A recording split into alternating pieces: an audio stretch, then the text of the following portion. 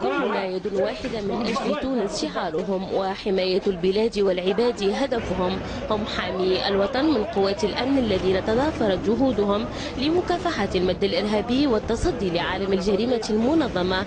من تونس والقيروان وسوسة وسيدي بوزيد وصفاقس توافدت تعزيزات أمنية لمؤازرة القوات الأمنية بولاية القصرين في حملاتهم الواسعة بالقصرين المدينة.